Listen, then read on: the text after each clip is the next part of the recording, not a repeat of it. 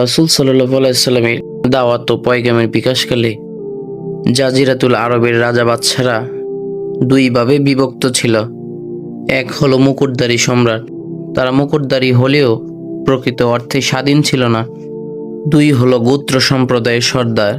মুকুটধারী সম্রাটরা যত বৈশিষ্ট্যের অধিকারী ছিল না, তার চেয়ে তাদের প্রতিপত্তি ও বিশেষত্ব এতটুকু কম ছিল না। তাদের প্রায় সিংহভাগই পুরোপুরি স্বাধীনতা ভোগ করত। আবার কখনো কখনো তাদের কাউকে কোনো মুকুটধারী সম্রাটের অধীনতা মেনে নিতে দেখা যেত। তৎকালীন আরবে মুকুটধারী সম্রাটরা হলো ইয়ামেনের, সিরিয়া ও ইরার সম্রাটরা। সিরিয়ার সম্রাটরা ছিল মূলত গাসসানির বংশধর সম্রাট। আর পুরো সিরিয়া না হলেও সিরিয়ার গ্রামীণ এলাকা ছিল তাদের অধীনে। তারা ছাড়া জাজিরাতুল আরবে আর কেউ মুকুটধারী সম্রাট ছিল না। আরবে আরিবার অন্তর্ভুক্ত যে সকল সম্প্রদায় প্রাচীনতম ইয়ামান সম্প্রদায় হিসেবে চিহ্নিত ছিল, তারাই ছিল সাবা সম্প্রদায় অন্তর্ভুক্ত। প্রাচীন ইরাক ভূখণ্ডের বহু পুরাতন ধ্বংসপ্রাপ্ত শহরের ধ্বংসস্তূপ থেকে যে সকল তথ্য প্রমাণাদি উদ্ধার করা সম্ভব হয়েছে, তাতে খ্রিস্টপূর্ব 2500 বছর পূর্বেই সম্প্রদায়ের কথা উল্লিখিত হয়েছে। কিন্তু খ্রিস্টপূর্ব 11 শতকে তাদের অভ্যুদয় সূচিত হয়েছিল বলে প্রমাণ সূত্রে অনুমোদিত হয়েছে। খ্রিস্টপূর্ব 620 থেকে 1300 পর্যন্ত কিছু নির্দিষ্ট দেশসমূহে তাদের রাজত্ব ছিল বলে জানা যায়। জাওফে অর্থাৎ নাজরান ও হাজরামাউত এর মধ্যবর্তী স্থানে তাদের আধিপত্য প্রকাশ পায়। অতঃপর তানমু অধিকৃত হয় এবং পরবর্তীতে তাদের সাম্রাজ্য ব্যাপকভাবে প্রশস্ত হয় ও বিস্তার লাভ করে।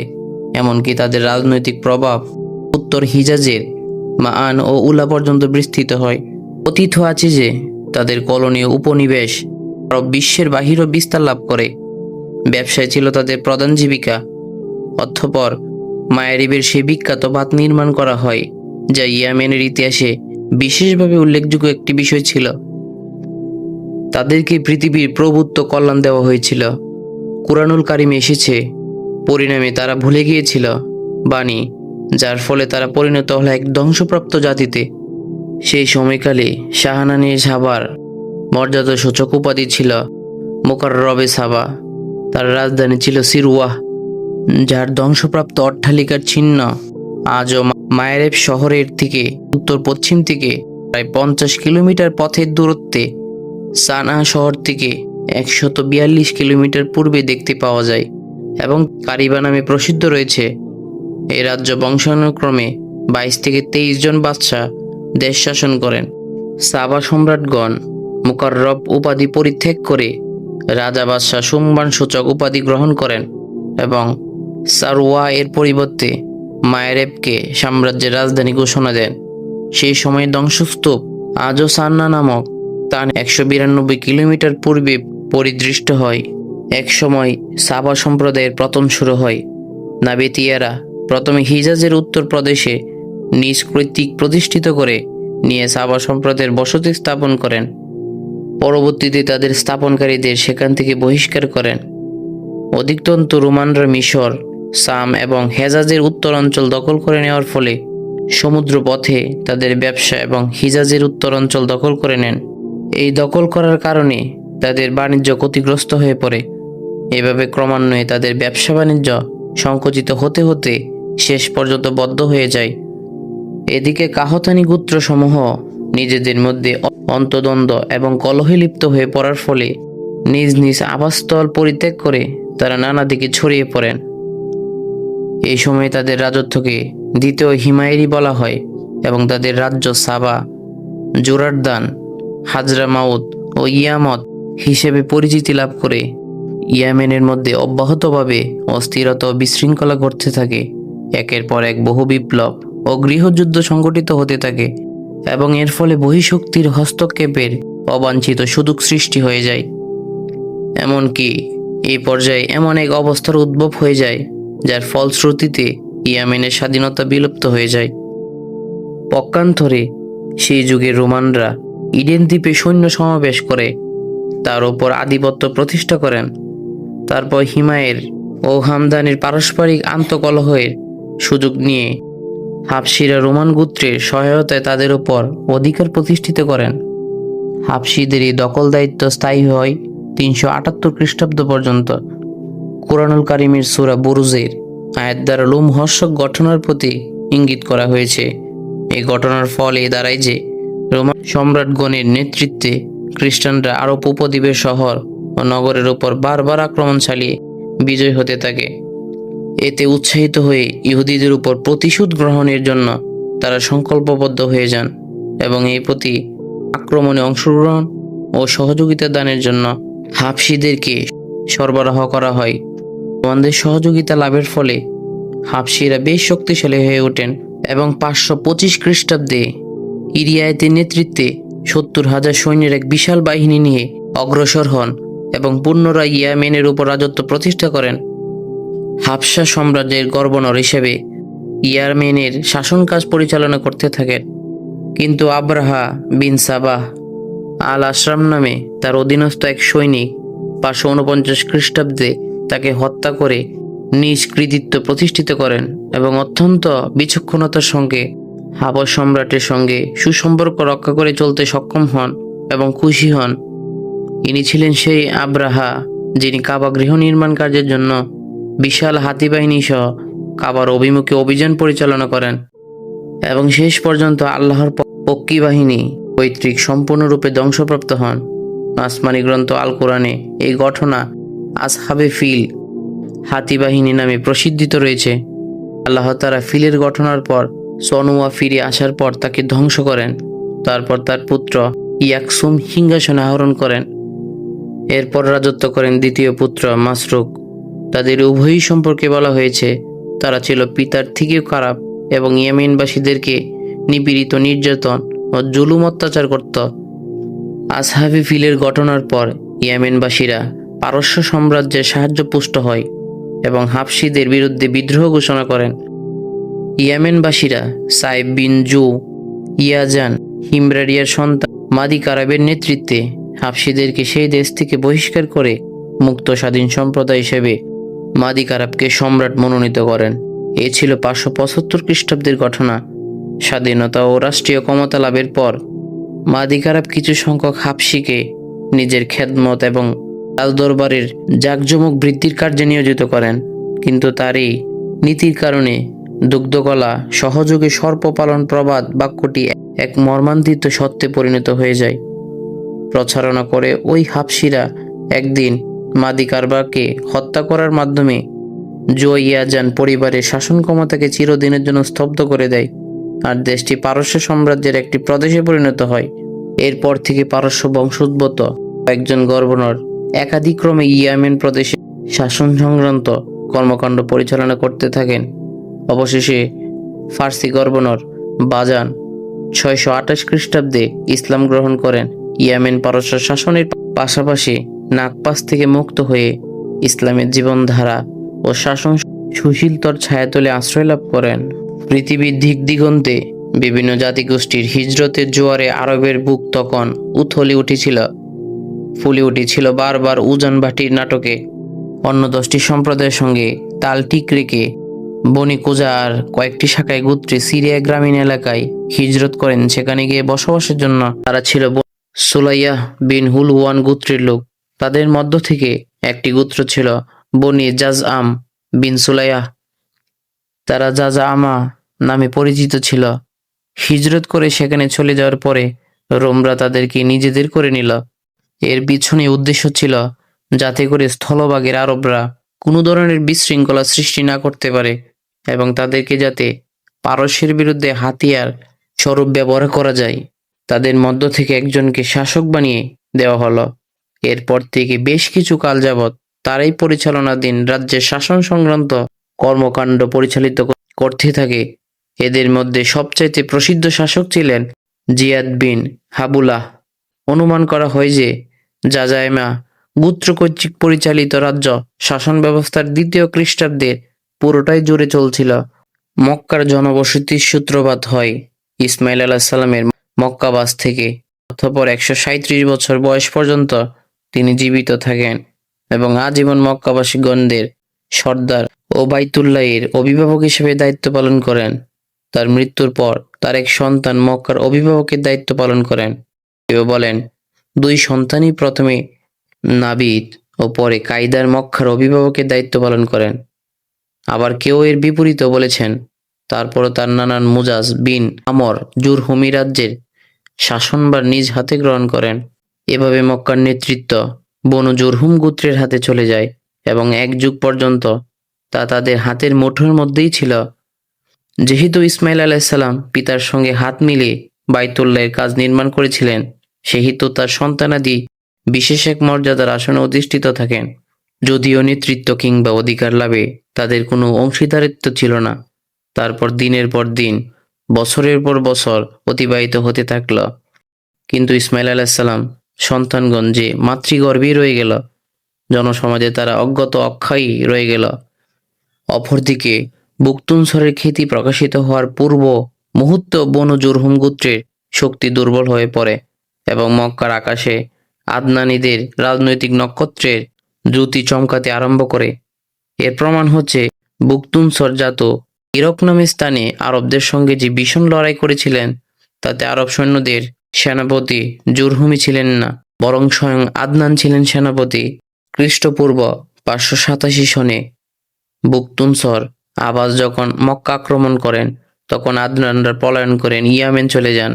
সেই সময় ইয়ারমিয়া অধিবাসী বারকিয়া, যিনি বনু ইসরায়েলের নবী ছিলেন, তিনি আদনানের সন্তান মাআদকে তার সঙ্গে নিয়ে সাম দেশের আরোহে চলে যান এবং বুকতুনসরের প্রভাব বিলুপ্ত হয়ে গেলে মাআদ পুনরায় মক্কায় ফিরে আসেন। মক্কায় প্রত্যাবর্তনের পর জুরহুম গোত্রের মাত্র একজনের সঙ্গে সাক্ষাৎ হয়। তিনি ছিলেন জাউহাম বিন জালহামাত। মাআদ তার কন্যা মোয়ানাকে বিবাহ করেন। তার গর্ভ থেকে জন্মগ্রহণ করেন নিজার। এরপর থেকে মক্কার জুরহুম গোত্রের অবস্থা খুব খারাপ হতে থাকে।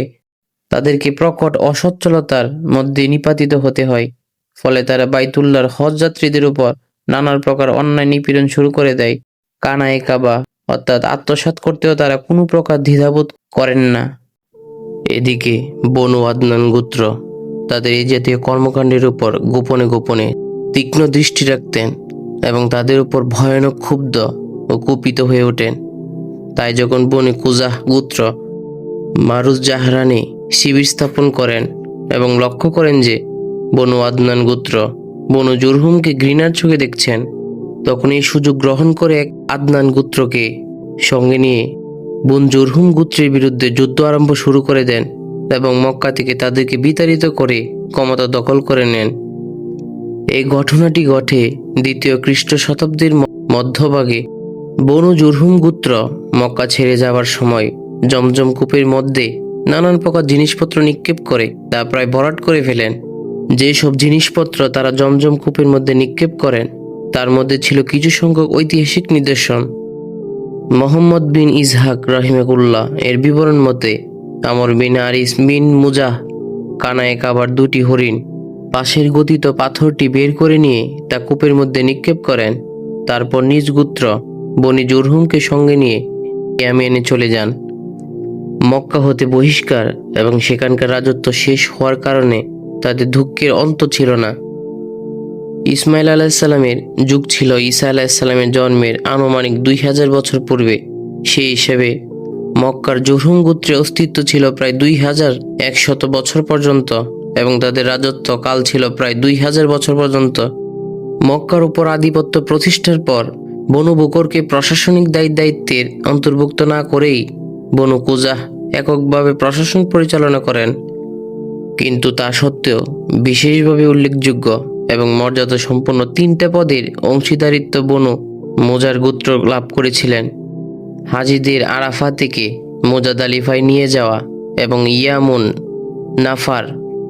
নাফার অর্থাৎ 13 জিলহজের শেষ দিন মিনা থেকে রওনা হওয়ার জন্য হাজিদের লিখিত আদেশ প্রদান করেন। এই সম্মানের অধিকার ছিল ইলিয়াস বিন মুজার বংশের মধ্যে। বনি গাউস বিন মুরাহ, যাদের বলা হতো সুফা, এই মর্যাদার ব্যাখ্যা হচ্ছে 13 জিলহজ তারিখে যতক্ষণ না সুফাহর কোনো একজন লোক সকলের আগে কঙ্কর নিক্ষেপ করা কাজ সম্পন্ন করতেন, ততক্ষণ হাজিগণ কঙ্কর নিক্ষেপ করতে পারতেন না। হাজিগণ তখন কঙ্কর নিক্ষেপ কাজ সম্পূর্ণ করতেন এবং মিনা হতে রওনা হওয়ার ইচ্ছা করতেন। তখন সুফার লোকেরা মিনার একত্র পথ আঁকাবার দুই পাশ ঘিরে দাঁড়িয়ে যেতেন এবং যতক্ষণ না তাদের সকলে যাওয়া শেষ হতো ততক্ষণ সেই পথে অন্য কোনো লোক যেতে পারত না। তাদের চলে যাওয়ার পর অন্যান্য লোকদের মধ্যে পথ ছেড়ে দেওয়া হতো। যখন সুফা বিদায় নিল তখন এই সম্মান বনি তামিমের এক পরিবার বনি সাদ বিন জায়েদের অনুকূলে গেল। 10ই জিলহজ তারিখ ইফাজার জন্য সকলে মুজদালিফা থেকে মিনার দিকে যাত্রা করার ব্যাপারটা ছিল বনু দাওয়ানের ইখতিয়ারভুক্ত এক মহাসম্মানের প্রতীক। হারাম মাসগুলোকে এগিয়ে নিয়ে আসা কিংবা পিছিয়ে নিয়ে যাওয়ার ব্যাপারটা ছিল উচ্চ সম্মানের প্রতীক। এই সম্মানের ব্যাপারটা ছিল বনু কিনানা গোত্রের অন্যতম শাখা বনু ফুকাইম বিন আদির ইখতিয়ারভুক্ত। মক্কার ওপর বনি কুজাহা গোত্রের কৃতিত্ব প্রায় 300 বছর অর্থাৎ প্রতিষ্ঠিত ছিল। এই সময়ের মধ্যে আদনানি গোত্রসমূহ মক্কা ও হিজাজ সীমান্ত অতিক্রম করে নাজদ, ইরাক, বাহরাইন ইত্যাদি অঞ্চলে ছড়িয়ে পড়েন। মক্কার আশেপাশে কেবলমাত্র কুরাইশদের কয়েকটি শাখা অবশিষ্ট ছিল। তারা হলেন হুলুল ও সিরম। অবশ্য এদের ঘরবাড়ি বলতে তেমন কিছুই ছিল না। ছড়ানো ছিটানো এবং বিচ্ছিন্ন অবস্থায় এরা ভিন্ন ভিন্ন পাড়ায় বসবাস করতেন। বনু কিনানা গোত্রের মধ্যেও বিক্ষিপ্ত অবস্থায় তাদের কয়েকটা ঘরবাড়ি ছিল, কিন্তু মক্কার প্রশাসন কিংবা বাইতুল্লাহর অভিভাবকদের তাদের কোনো অংশ ছিল না। এমন এক সময় কুসাই বিন কিলাব গোত্র আত্মপ্রকাশ করে। কুসাই সম্পর্কে বলা হয়েছে যে তিনি যখন মায়ের কুলে ছিলেন তখন তার পিতার মৃত্যু হয়। এরপর তার মা বনি উজরা গোত্রের রবিয়াহ বিন হারাম নামক এক ব্যক্তির সঙ্গে বিবাহ বন্ধনে আবদ্ধ হয়ে যান। এই গোত্র সাম্রাজ্যের কোনো এক অঞ্চলে বসবাস করত। কাজেই কুসাইয়ের মা কুসাইকে সঙ্গে নিয়ে সেখানে চলে যান। একটু বয়স বাড়ার পর কুসাই মক্কায় ফিরে আসেন। সেই সময় কুজাই গোত্রের হুসাইল বিন হাফসিয়া কুজাইয়া ছিলেন মক্কার অভিভাবক। কুসাই হুসাইল কন্যার হুবাহাকে বিয়ে করার প্রস্তাব দিলে তিনি তা মঞ্জুর করেন এবং উভয়ের বিবাহ বন্ধনে আবদ্ধ হন। এর কিছুদিন পর হুসাইল মৃত্যুমুখে পতিত হলে মক্কা এবং বাইতুলের অভিভাবকত্ব নিয়ে কুজাহ এবং কুরাইশদের মধ্যে যুদ্ধ সংঘটিত হয়। যুদ্ধোত্তর মক্কায় কুসাইরা হয়ে ওঠেন মধ্যমণি। মক্কা এবং বাইতুলের অভিভাবকত্ব অপর্তিত হয় তারই হাতে। কুজাহ এবং কুরাইশদের মধ্যে সংঘটিত যুদ্ধের কারণ সম্পর্কে 3 ধরনের বর্ণনা পাওয়া যায়।